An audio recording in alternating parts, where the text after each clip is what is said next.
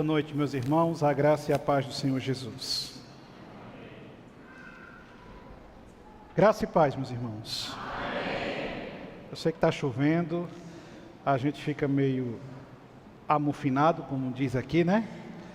Mas louvado seja Deus que você venceu essas copiosas chuvas que estão caindo desde o início da tarde e subiu à casa do Senhor. Como é bom vermos, ainda que nessas circunstâncias, um grupo tão expressivo de irmãos buscando a face do nosso Deus. Também saudamos aqueles que estão nos acompanhando pelas transmissões da igreja. Que Deus os visite com a mesma graça que nos visita neste lugar. Essa é a nossa oração e o nosso desejo.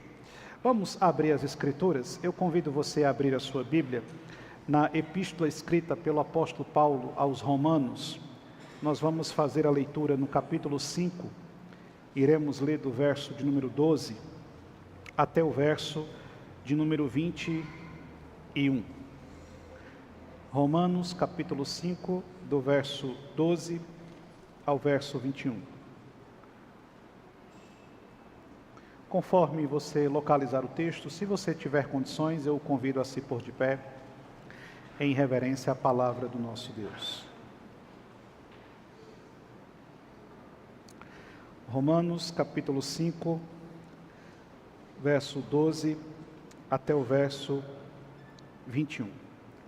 Assim nos diz as Sagradas Escrituras. Portanto, assim como por um só homem entrou o pecado no mundo, e pelo pecado veio a morte, assim também a morte passou a toda a humanidade, porque todos pecaram. Porque antes de a lei ser dada, havia pecado no mundo. Mas o pecado não é levado em conta quando não há lei. No entanto, a morte reinou desde Adão até Moisés, mesmo sobre aqueles que não pecaram à semelhança da transgressão de Adão, o qual prefigurava aquele que havia de vir. Mas o dom gratuito não é como a ofensa, porque se muitos morreram pela ofensa de um só, muito mais a graça de Deus e o dom pela graça de um só homem, Jesus Cristo, foram abundantes sobre muitos. O dom, entretanto, não é como no caso em que somente um pecou, porque o julgamento derivou de uma só ofensa para a condenação, mas a graça deriva de muitas ofensas para a justificação. Se a morte reinou pela ofensa de um e por meio de um só, muito mais os que recebem a abundância da graça e o dom da justiça reinarão em vida, por meio de um só, a saber, Jesus Cristo. Portanto, assim como por uma só ofensa veio o juízo sobre todos os seres humanos para a condenação, assim também por um só ato de justiça veio a graça sobre todos para a justificação que dá vida. Porque como pela desobediência de um só homem, muitos se tornaram pecadores, assim também, por meio da obediência de um só, muitos se tornarão justos. A lei veio para que aumentasse a ofensa, mas onde aumentou o pecado, aumentou muito mais ainda a graça, a fim de que, como o pecado reinou pela morte, assim também a graça reinasse pela justiça que conduz à vida eterna, por meio de Jesus Cristo, nosso Senhor. Que Deus nos abençoe com a sua palavra. Curve sua fronte, feche seus olhos. Vamos orar ao Senhor.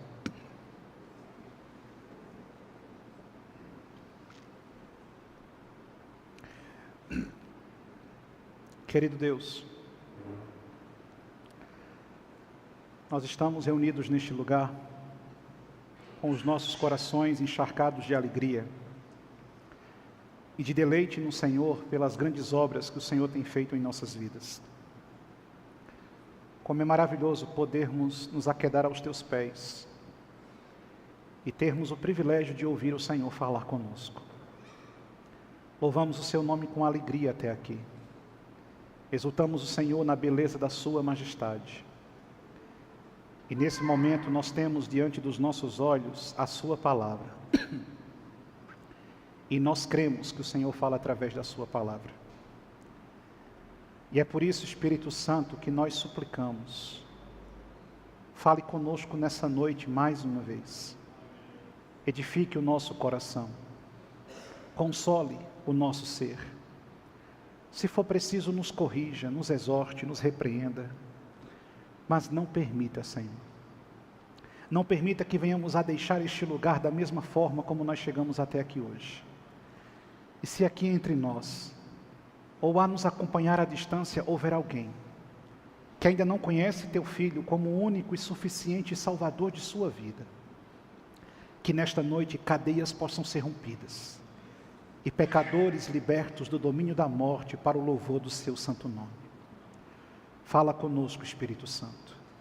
Nós queremos, nós precisamos ouvir a Tua voz. É isso que nós te pedimos, em nome de Jesus. Amém. Podeis sentar, meus irmãos.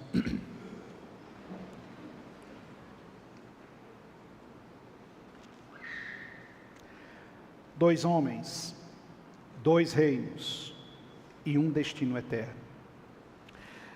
Chegamos à parte final do 5º capítulo da carta escrita aos Romanos. Neste precioso capítulo, o apóstolo Paulo parece fazer uma curva na construção do seu pensamento e na abordagem da sua carta. Depois de inaugurar o texto sagrado, apontando as dificuldades com as quais os homens vivem e com as quais a igreja precisa lidar, em meio ao mundo que está dominado pela transgressão e mergulhado em sombras densas e obscuras, que parecem não ter fim quando olhamos no horizonte. Depois de denunciar as práticas pecaminosas que têm levado as pessoas a se entregarem às suas próprias paixões, cauterizando a sua própria consciência e distanciando-se de forma gradativa de Deus, o apóstolo Paulo mostrou-nos que o Senhor, por sua infinita graça, justificou-nos apesar de nossa condição, enviando-nos o seu amado Filho, Jesus Cristo, para morrer em uma cruz, pagando um elevado preço, a fim de que pudéssemos ser possuidores e possuídos de uma maravilhosa esperança que nós chamamos de vida eterna. Agora, seguindo com a sua reflexão, ele então nos leva de volta a uma preciosa doutrina, que nasce logo no início das primeiras páginas das Escrituras, que percorre toda a narrativa dos profetas, que está presente no discurso dos poetas, que pode ser percebido no canto dos salmos, que é tema central de quase toda a abordagem apostólica, que pode ser enxergada na beleza da narrativa dos evangelhos, que vislumbra-se diante da revelação apocalíptica de João, que fala-nos da esperança bendita e da glória do porvir. Ele então nos arremete a uma preciosa doutrina, que pode parecer insalubre no primeiro momento diante dos nossos olhos, um tanto que amarga ao nosso paladar, mas quando compreendida, exaltará a pessoa de Cristo, humilhará a figura do homem e tornará Deus grandioso diante dos nossos olhos. A certeza de que nós somos seres finitos, influenciados e maculados pelo pecado, mas extraordinariamente amados, escolhidos e aceitos por Deus, para deixarmos de ser filhos de Adão e nos transformarmos em filhos de um Pai que nos adotou mediante a obra de Jesus Cristo. Dois homens, dois reinos e um destino eterno. É isso que Paulo vai nos mostrar nessa perícope final do 5º capítulo. Eu quero que você deixe a sua Bíblia aberta em Romanos capítulo 5, a partir do verso 12. E eu quero percorrer esse texto com você, a fim de compreendermos essa doce e preciosa verdade que o Senhor deseja tratar com o nosso coração nessa noite. A primeira coisa que fica evidente são dois personagens centrais que saltam diante dos nossos olhos, presentes na abordagem de Paulo e, como já mencionado, em toda a narrativa das Escrituras. O texto menciona a figura de Adão, ser ícone da Escritura, central no plano redentor de Deus. Adão, que é descrito como cabeça da velha criação, dos primórdios de quando o Senhor lançou os fundamentos do mundo e instituiu a pessoa humana sobre a face dessa terra. Este Adão, como sabemos, infelizmente fracassou. Mas o texto então apresenta-nos um segundo Adão, descrito como Cristo. Diferente do primeiro, que era a cabeça da antiga criação, Cristo surge como a cabeça de uma nova criação, de um plano redentor e glorioso, que nos é revelado por Deus. A primeira coisa que Paulo vai nos mostrar, dos versos 12 até o verso 14, é que em Adão, todos nós caímos, todos nós pecamos, todos nós fomos destituídos da comunhão com o Criador. Olha o que diz o verso número 12. Portanto, assim como por um só homem entrou o pecado no mundo, e pelo pecado veio a morte, assim também a morte passou a toda a humanidade, porque todos, o que, meus irmãos? Todos pecaram. Todos pecaram. Porque antes de a lei ser dada, havia pecado no mundo, sim, mas o pecado não é levado em conta quando não há lei.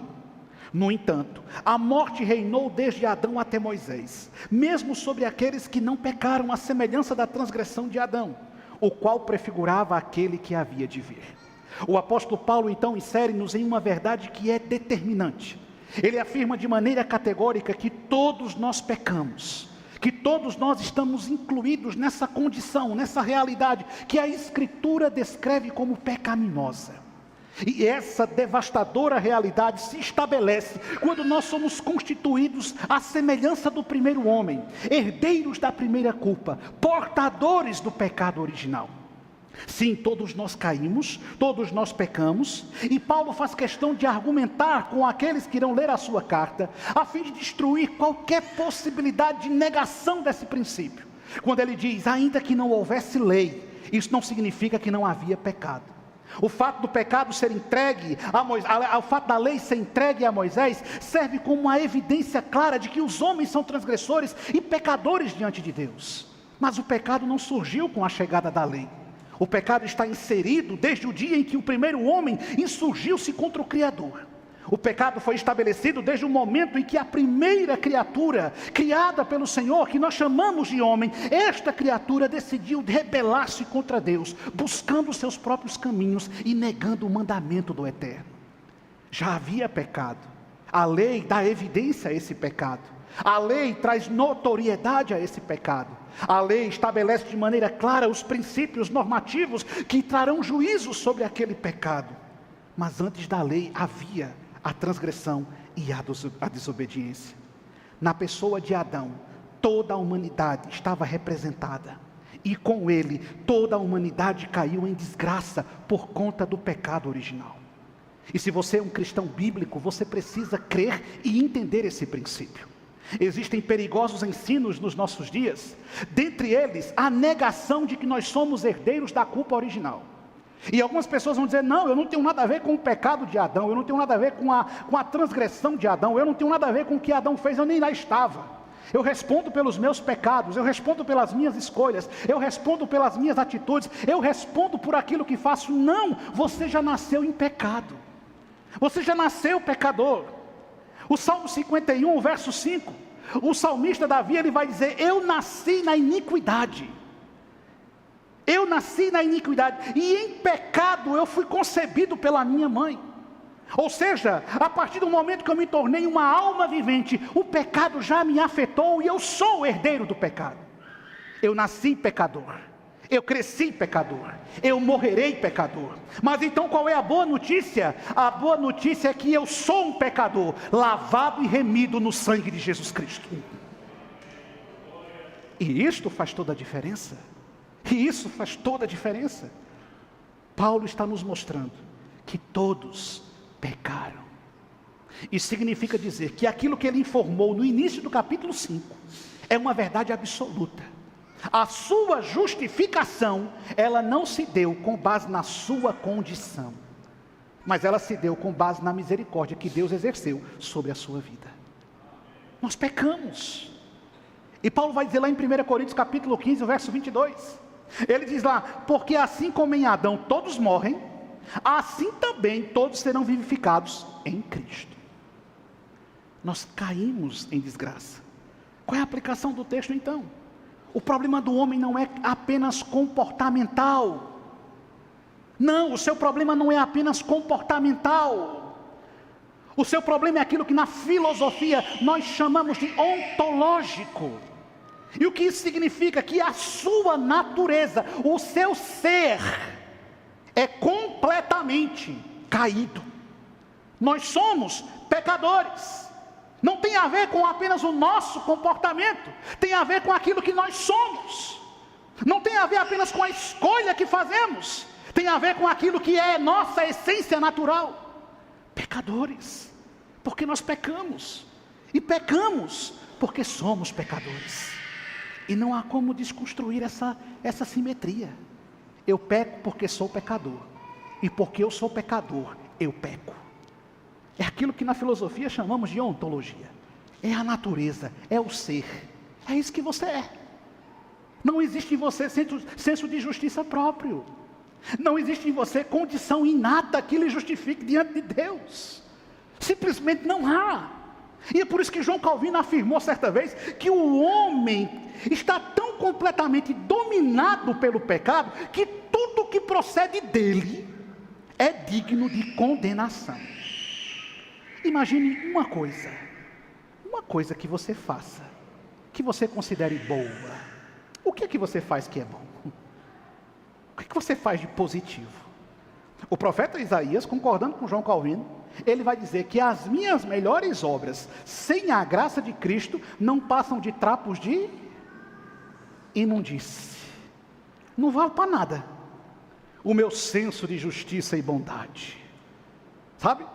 O meu crivo pessoal, a minha autocomplacência com as minhas transgressões.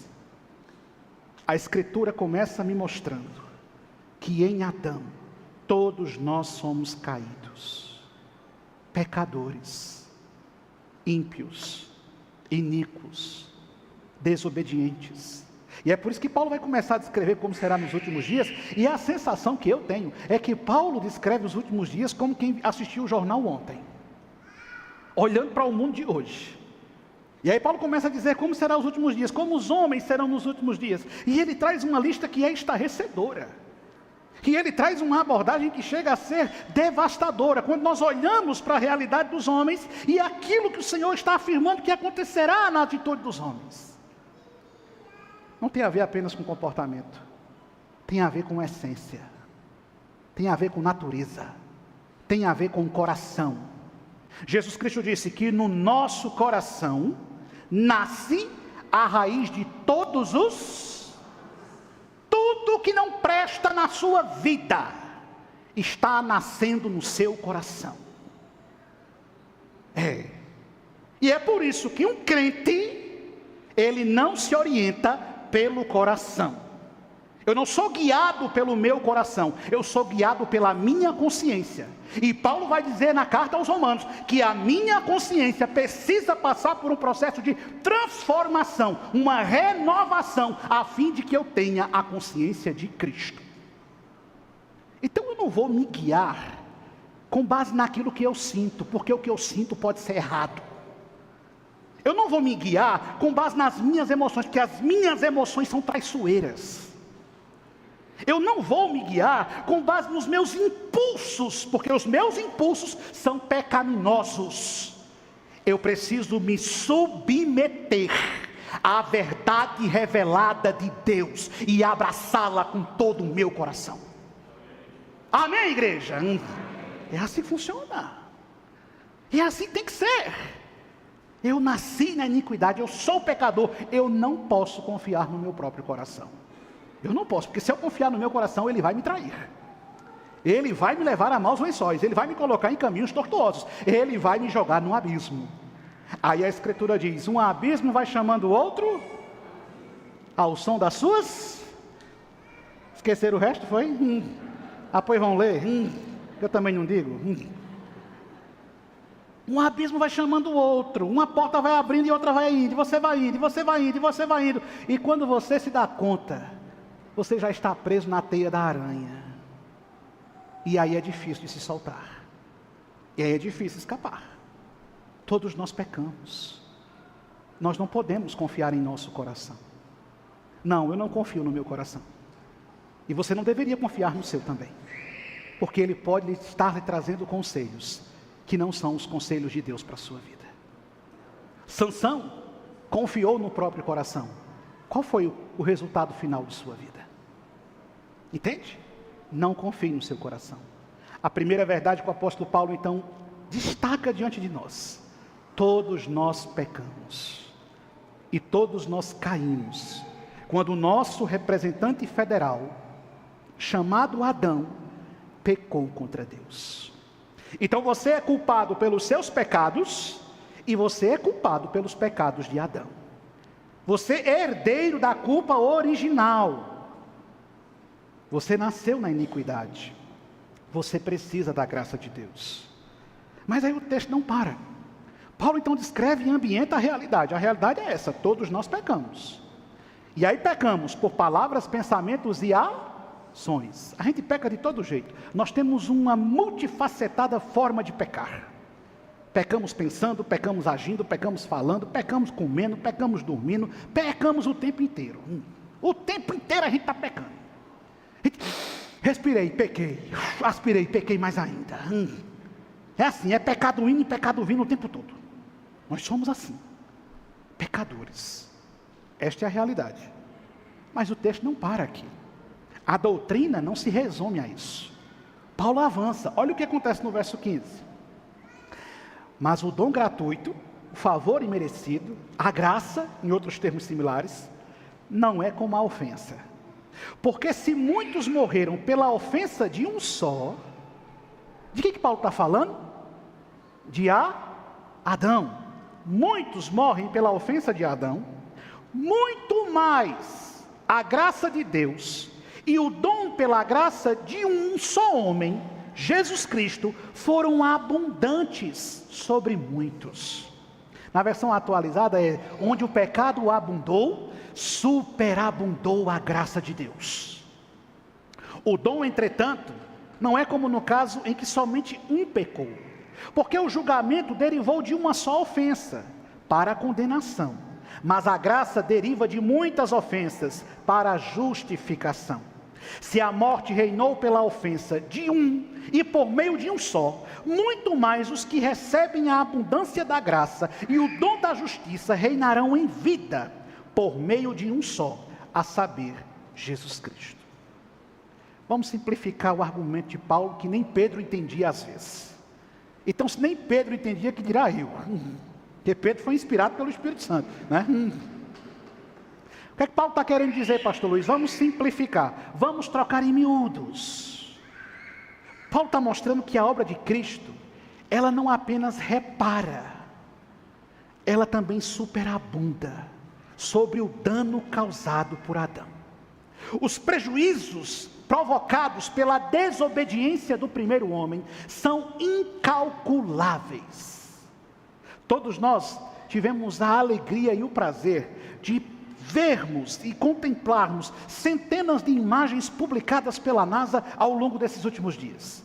E cada uma que era publicada encantava os nossos olhos e enchia os nossos olhos, tamanha a beleza e a criação de um satélite natural que Deus criou e nós chamamos de Lua. E a imensidão do universo. E a fotografia do nosso planeta, colorido, azul intenso, nuvens brancas, lindo, belo. Deu até para ver a Paraíba de lá. Né? Eu vi.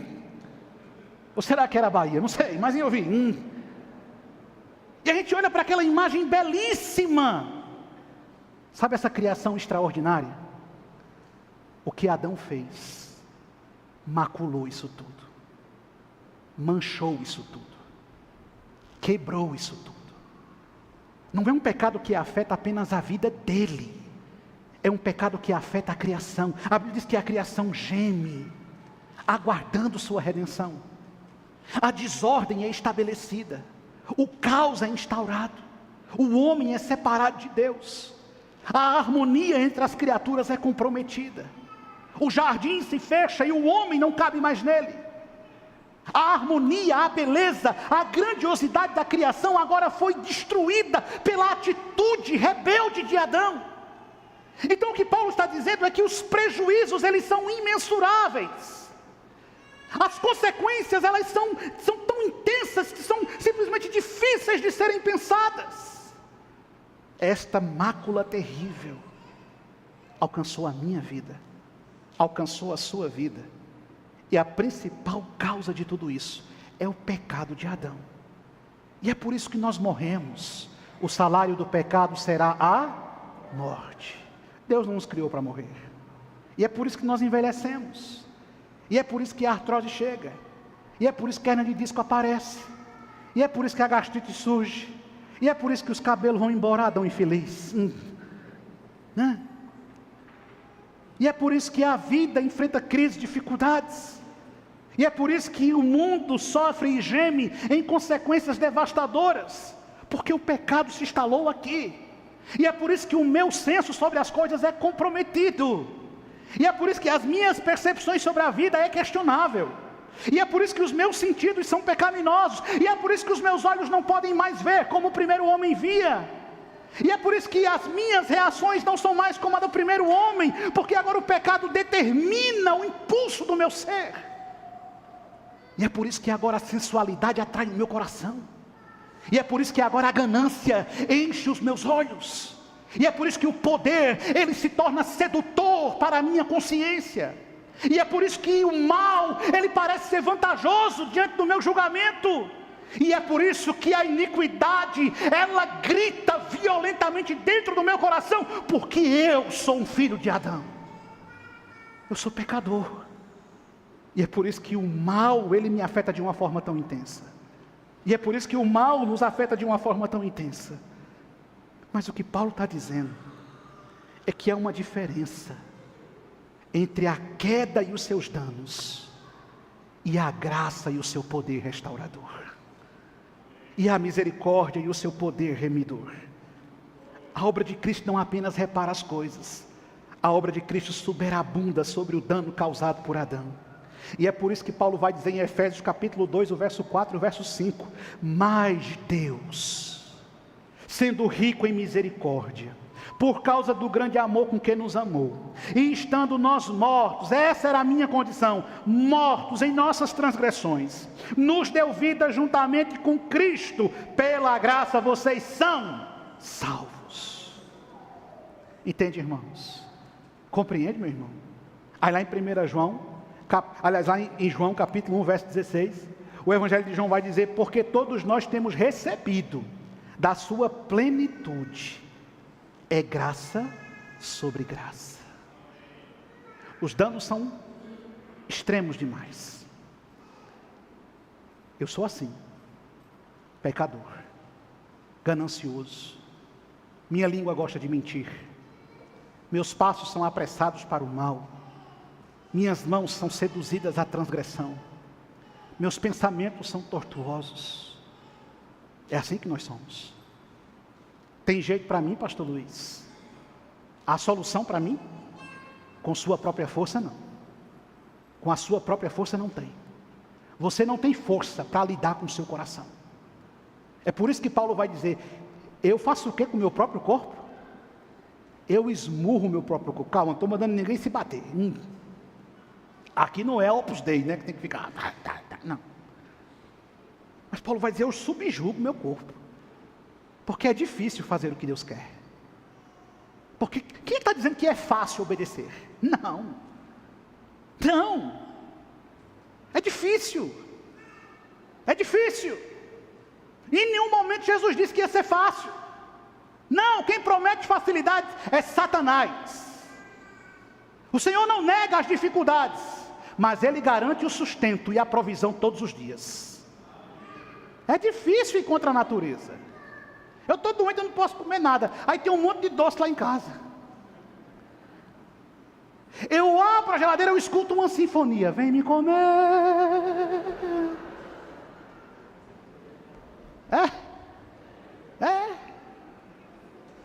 Aí eu abro a tampa, eles sorriem para mim. Não é a mamãe. Aí o anjo mau, já assistiu o Pica-Pau? Tom e Jerry, tem o demônio fica aqui, o anjo fica aqui, né? Aí o anjo mau vai e diz, come só um. Só um que não vai dar nada. Aí o anjo me lembra, cuidado, tu já reinaste muito tempo. Lembra do dia da angústia. Aí eu não quero. Mas é uma tentação constante. Você é tentado no que, irmão? Com o que é que você tem que lidar? Com o que é que você tem que batalhar? Quais são os inimigos que você tem que vencer? Quais são os impulsos que você precisa refrear? Os efeitos do pecado sobre sua vida são terríveis. Mas a aplicação do texto é muito gloriosa, porque Paulo está nos ensinando aqui que não existe pecado profundo o suficiente que a graça não possa alcançar, desde que o pecador esteja em Jesus Cristo. Então, quando eu me coloco em Cristo, toda essa estrutura variada pelo pecado, ela é suprimida, porque em Cristo eu encontro força e satisfação. Porque Cristo me sustenta para não ceder aos meus pecados, porque Cristo me mantém alicerçado sobre a rocha, para eu não me impulsionar na minha desobediência, porque Cristo me mantém aprisionado a Ele, com algemas de amor. Entende, querido? Paulo está dizendo, irmãos, há um contraste muito grande. Os efeitos da queda são claros, mas a graça de Cristo são superiores. Mas o amor de Cristo prevalece, predomina. Mas a misericórdia de Cristo está posta sobre nós. Quando nós estamos em Cristo, nós reinamos com Cristo sobre a transgressão e o mal. E é por isso que, por mais que eu viva numa terra corrompida pelo pecado, em Cristo eu encontro força para enfrentar as naturezas caídas do meu coração. Porque eu tenho Cristo.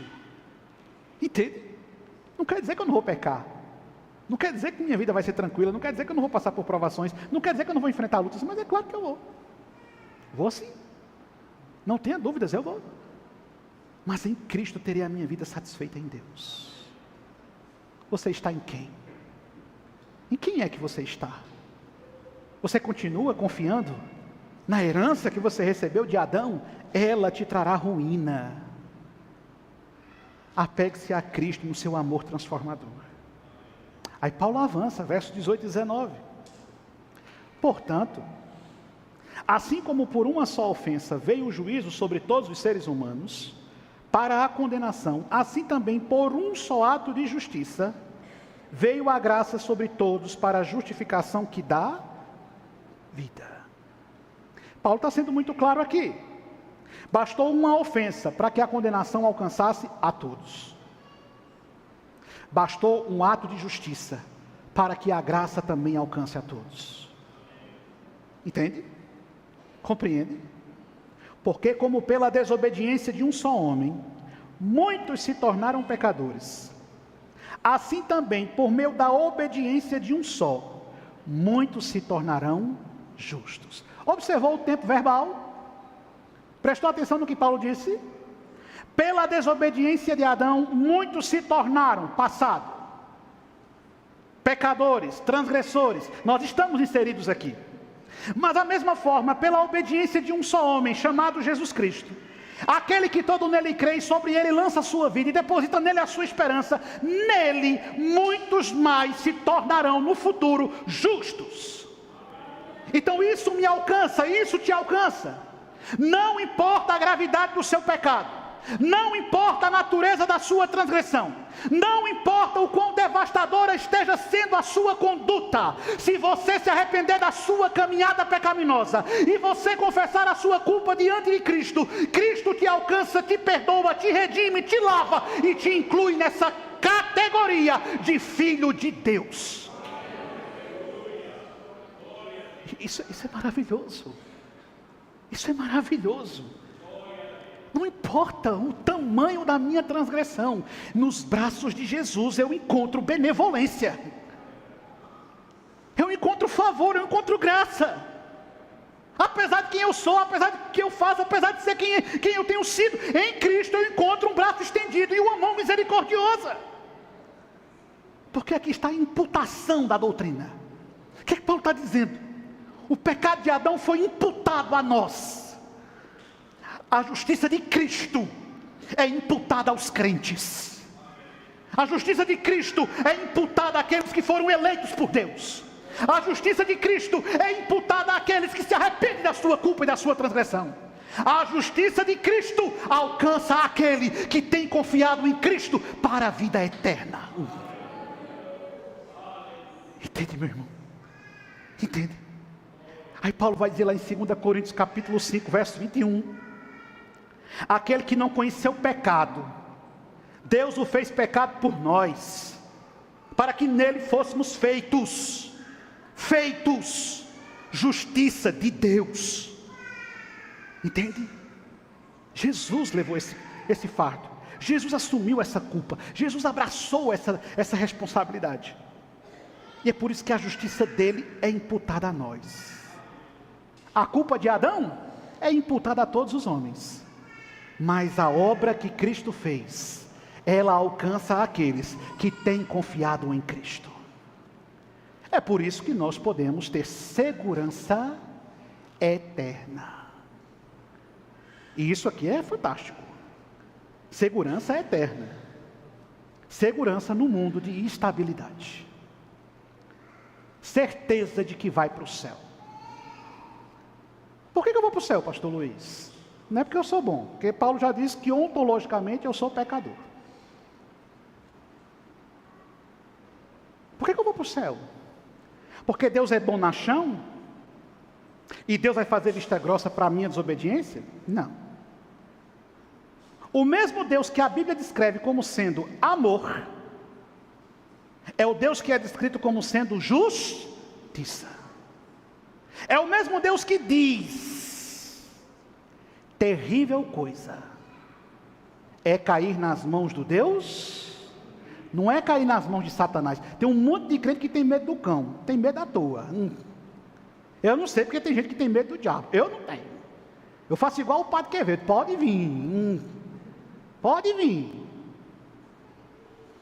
E eu não preciso fazer corrente, eu não preciso fazer campanha, eu não preciso subir monte, eu não preciso tacar sal grosso na minha casa, eu não preciso de rosa ungida, eu só preciso invocar o nome que está acima de todo nome, e as legiões do inferno baterão em retirada, porque diante do nome de Jesus, todo joelho se dobrará, inclusive de Satanás. Então você não tem que ter medo do diabo, você tem que temer a Deus. Você tem que ter medo do inferno, você tem que temer o Criador. Porque a tua vida está nas mãos do Senhor.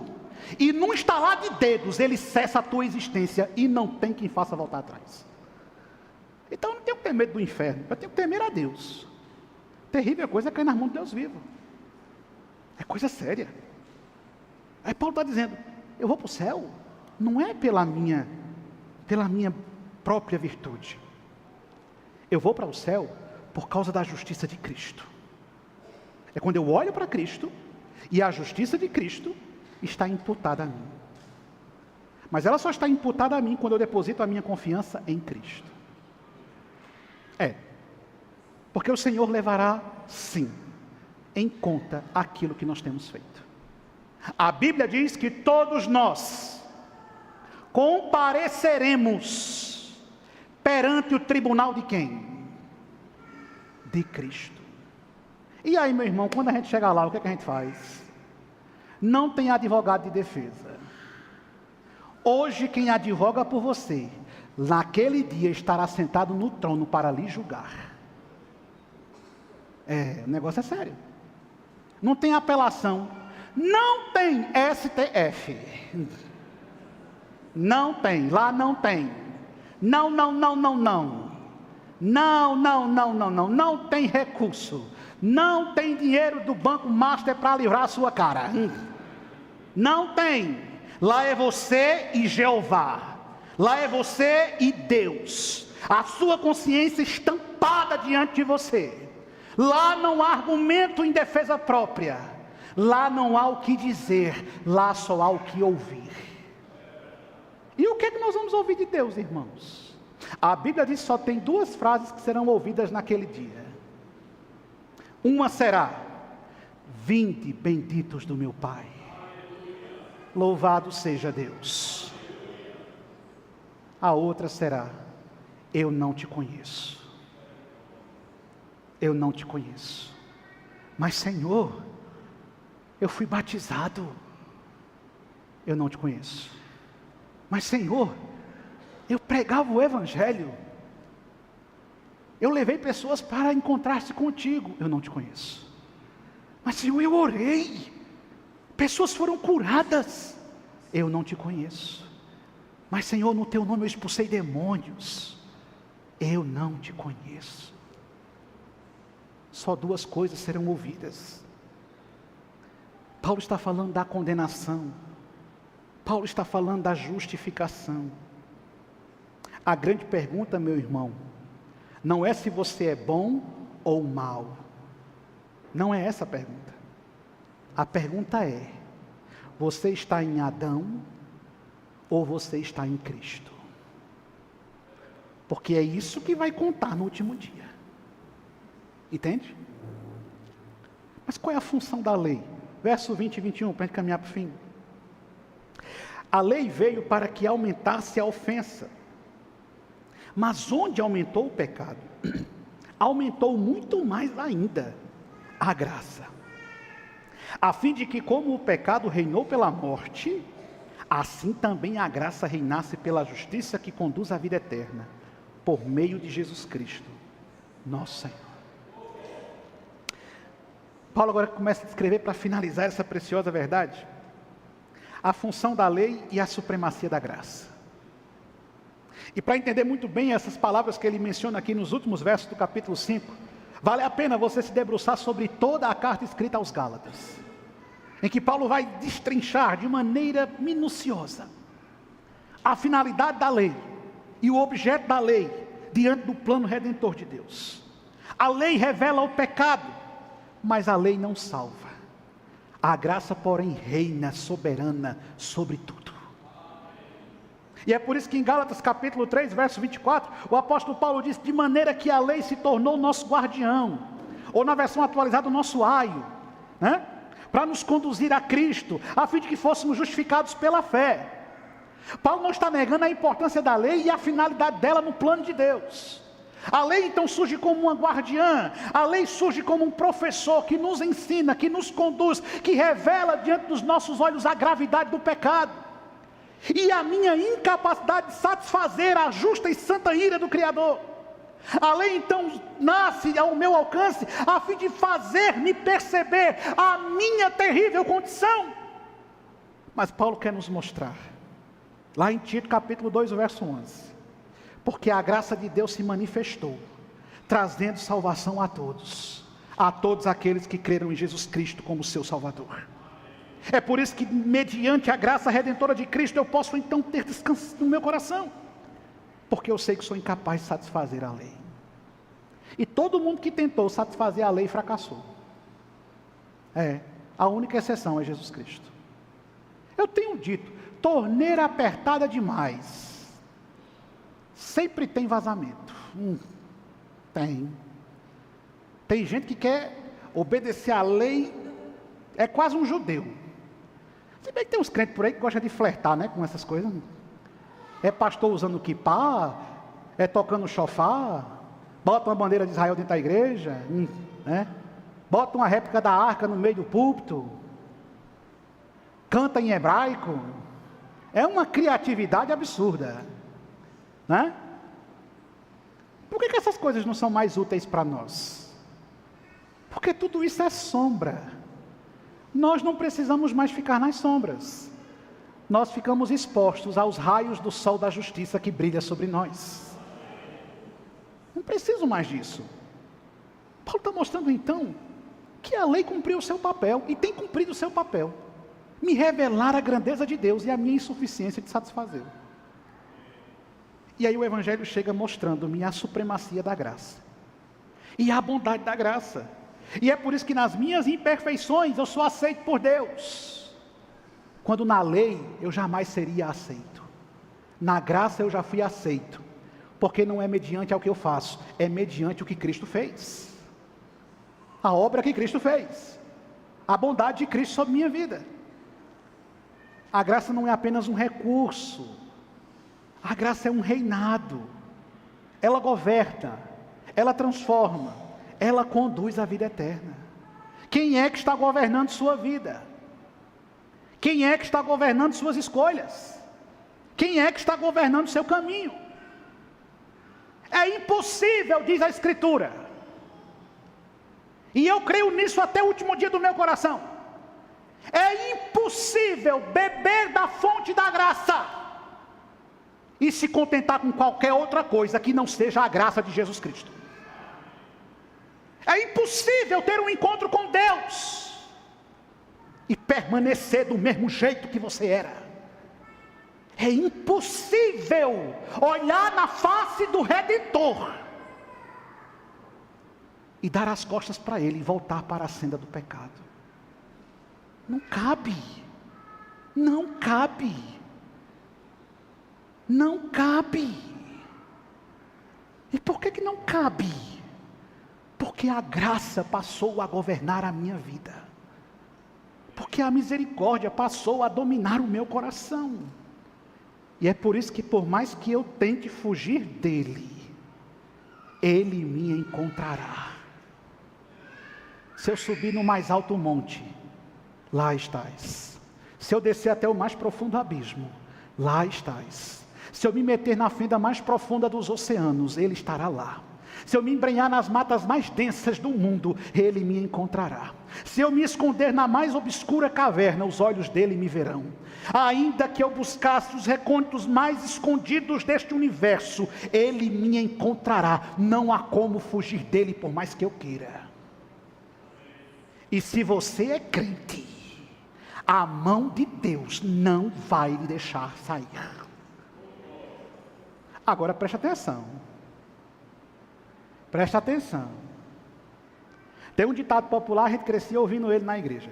Quem não vem pelo amor, vem pela dor. Evangelho segundo Francisco, capítulo 3.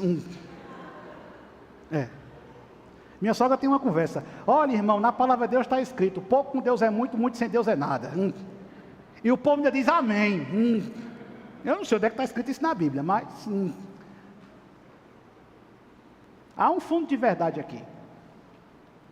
O profeta Jeremias diz: nós somos um vaso. Se somos um vaso de Deus e insistirmos em nossa rebelião contra Deus, tenha certeza, Deus vai lhe quebrar, Deus vai lhe pisar, Deus vai lhe esmiuçar, Deus vai lhe reduzir ao pó, mas depois a água do Espírito irá lhe amolecer, e Ele irá modelar a sua vida de novo, para que você seja o vaso que tem que ser até o fim.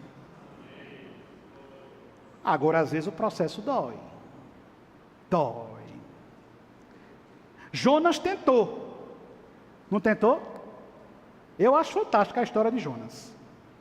Deus quer resolver um problema, quer salvar os ninivitas, chama Jonas. Agora Deus tem dois problemas, os ninivitas e Jonas.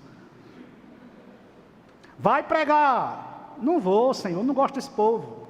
Esse povo é mau, esse povo é ruim, melhor que esse povo se acabe e vá para o inferno. Não, você vai. Não, vou não, você vai, vou não. Pega o caminho contrário. Compra a primeira classe na embarcação. Faz as suas malas. Na cabeça de Jonas ele vai fazer um cruzeiro 5 estrelas. Tipo esse que vocês fazem. Diz o pessoal aí, né? Mas não é assim que funciona. Não é assim que funciona. Agindo Deus, quem impedirá? Ninguém. E a tempestade vem, e o barco balança, e água para cá, e água para lá, joga Jonas no mar. Vem o grande peixe, traga Jonas. Sempre que eu falo disso, me lembro de um professor comunista que eu tinha no curso de História. E ele dizia: Luiz, isso é uma loucura, você crer que um grande peixe, uma baleia, engoliu um homem e ele ficou vivo. Eu disse: professor, se a Bíblia dissesse que Jonas engoliu a baleia, eu cria do mesmo jeito. O senhor crê que Karl Marx presta?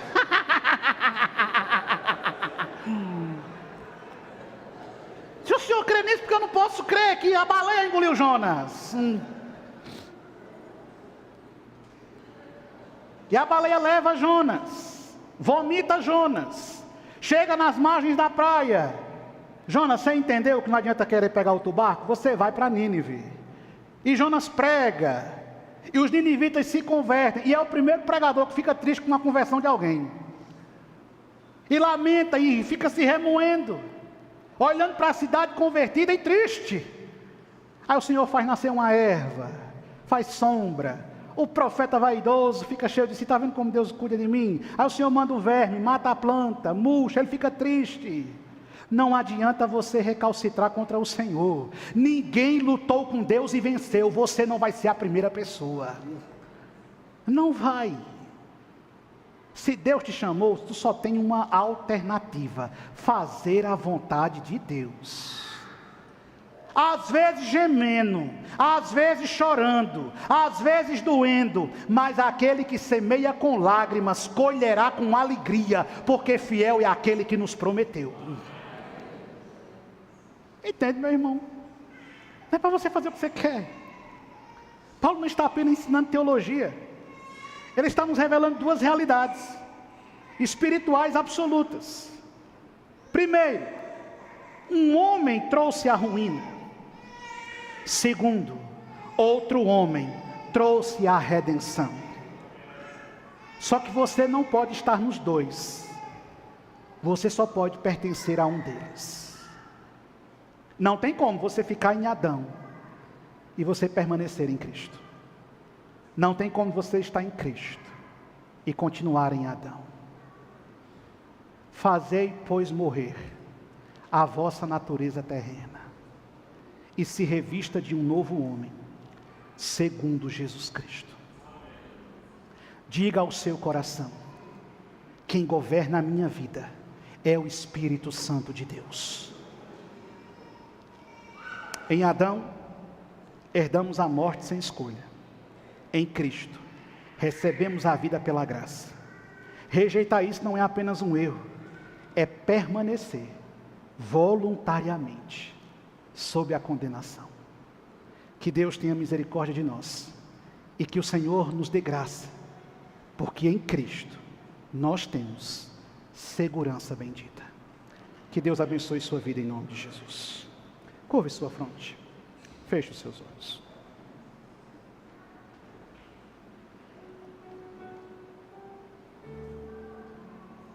Você pode falar com Deus nesse momento.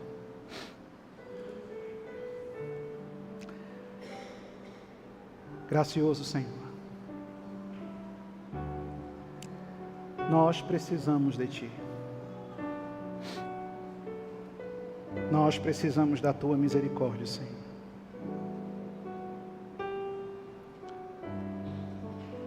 Nós precisamos da Tua ajuda, Espírito Santo. Somos tão pequenos e fracos. Como é difícil conviver com uma natureza caída, Senhor. Como é difícil ter que lutar com um coração insurgente. Como é difícil ter que subjugar uma natureza intempestiva como a nossa. Quantas vezes o nosso coração quer nos seduzir, quer nos enganar, quer nos ludibriar, quer nos fazer manter vivo o velho Adão que nos trouxe até aqui. Mas nesta noite, Espírito Santo, penetra as câmeras mais secretas do nosso ser. Visita as regiões mais obscuras de nossa alma. Vem, Espírito Santo, e lança luz sobre a nossa consciência. Nos dá discernimento. Cria em nós a compreensão do nosso erro. E nos ajuda a vencer a nossa natureza caída. Por mais que o acusador nesse instante nos diga que não há jeito, que não há solução, que não há caminho, brada mais alto, Espírito Santo, e fala ao coração desiludido que em Cristo nós temos segurança eterna, que em Cristo nossos pecados são perdoados, que em Cristo nossa culpa é redimida, e que em Cristo nós encontramos a oportunidade de recomeçar. Ó Espírito Santo, nós queremos ouvir a Tua voz. Aplica a Tua palavra em nosso coração. Aplica a Tua graça em nosso coração, Senhor. Eu quero ser, Senhor amado, como um vaso nas mãos do oleiro.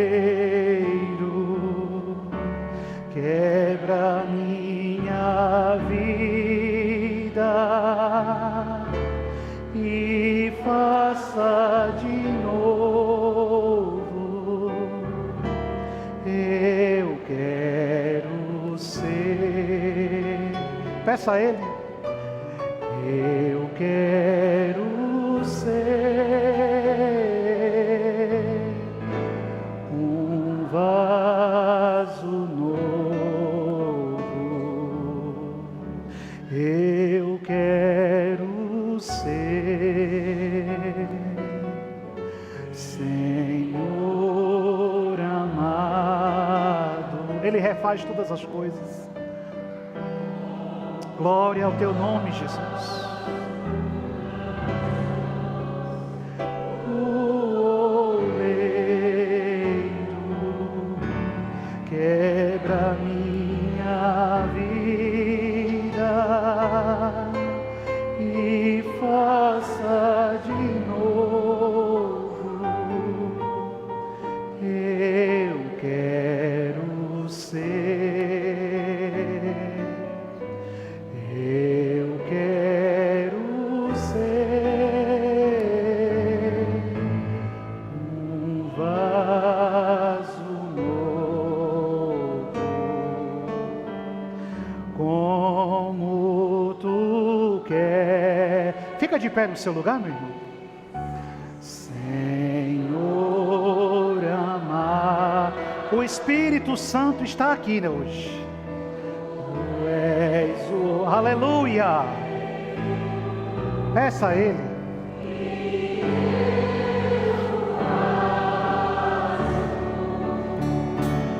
Quebra minha vida e faça de novo. Eu quero ser. Aleluia. Eu quero ser um vaso novo. Glória a Deus.